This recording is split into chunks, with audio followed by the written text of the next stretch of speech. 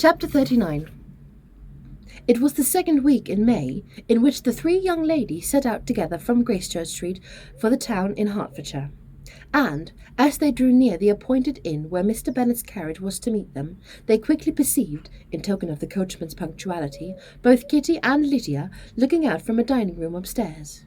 These two girls had been above an hour in the place, happily employed in visiting an opposite milliner, watching the sentinel on guard, and dressing a salad and cucumber. After welcoming their sisters, they triumphantly displayed a table set out with such cold meat as an inn larder usually affords, exclaiming, "Is it not nice? Is this not an agreeable surprise?" "And we mean to treat you all," said Lydia, "but you must lend us the money, for we have just spent ours at the shop out there." Then, showing her purchases, "Look here, I have bought this bonnet. I do not think it is very pretty, but I thought I might as well buy it as not. I shall put it to pieces as soon as I get home and see if I can make it up any better." And when her sisters abused it as ugly, she added with perfect unconcern, "Oh, but there were 2 or 3 much uglier in the shop, and when I have bought some prettier coloured satin to trim it with fresh, I think it will be very tolerable. Besides, it will not much signify what one wears this summer, after the militia have left Meryton, and they are going in a fortnight." "Are they indeed?" cried Elizabeth with the greatest satisfaction. "They are going to be encamped near Brighton, and I do so want Papa to take us there for the summer. It would be such a delicious scheme, and I dare say would hardly cost anything at all. Mamma would like to go, too, of all things. Only think of what a miserable summer else we shall have." Yes, thought Elizabeth, that would be a delightful scheme indeed, and completely do for all of us at once. Good heaven! Brighton and a whole camp full of soldiers to us who have been at Overset already by one poor regiment of militia and the monthly balls of Meryton. "Now I have good news for you," said Lydia as they sat down at the table. "What do you think? It is excellent news, capital news, and just about certain person that we all like."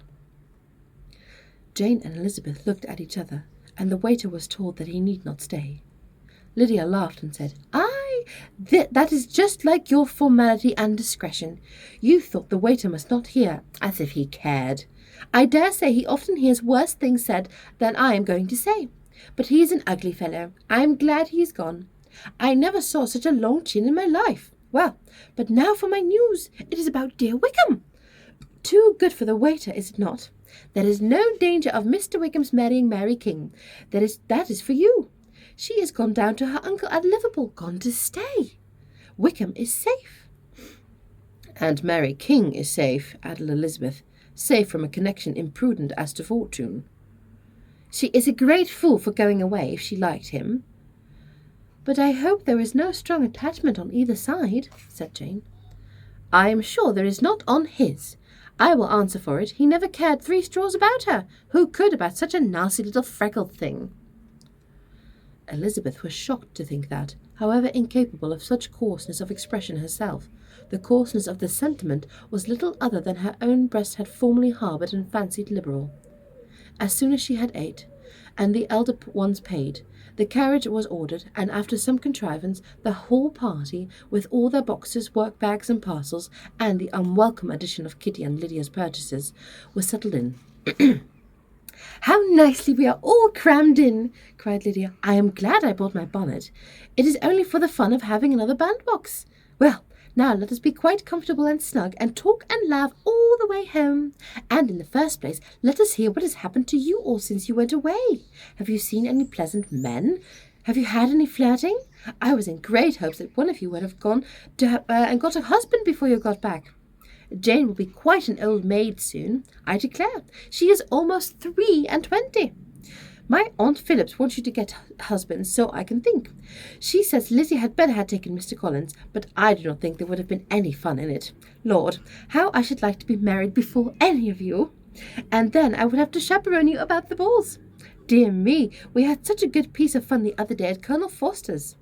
Kitty and me were to spend the day there, and Mrs. Foster promised to have a little dance in the evening.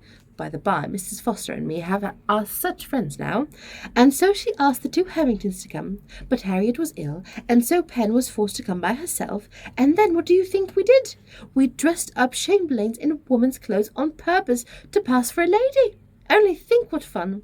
Not a soul knew of it, but Colonel and Mrs. Foster, and Kitty and me, except my aunt, for we were forced to borrow one of her gowns, and you cannot imagine how well he looked. When Denny, Wickham, and Pratt, and the 2 or 3 more men came in, they did not know him in the least. Lord, how I laughed! And so did Mrs. Foster. I thought I should have died, and that made men suspect something, and they soon found out what was the matter. With such kind history of their parties and good jokes did Lydia, assisted by Kitty's hints and additions, endeavour to amuse her companions all the way to Longbourn. Elizabeth listened with as little as she could, but there was no escaping the frequent mention of Wickham's name. Their repetition at home was most kind. Mrs. Bennet rejoiced to see Jane in undiminished beauty, and more than once during dinner did Mr. Bennet say voluntarily to Elizabeth, "I am glad you are come back, Lizzie." Their party in the dining-room was large, for almost all the Lucases came to meet Maria and hear the news, and various the subjects which occupied them. Lady Lucas was inquiring of Maria, across the table, after the welfare and poultry of her eldest daughter. Mrs. Bennet was doubly engaged, on one hand collecting an account of the present fashions from Jane, who sat some way below her, and, on the other, retailing them all to the youngest Miss Lucases, and Lydia, in a voice rather louder than any other person's, was enumerating the various pleasures of the morning to anybody who would hear her. "Oh, Mary," she said, "I wish you could have gone with us, for we had such fun. As we went along, Kitty and me drew up all the blinds and pretended there was nobody in the coach. And I should have gone so all the way if Kitty had not been sick.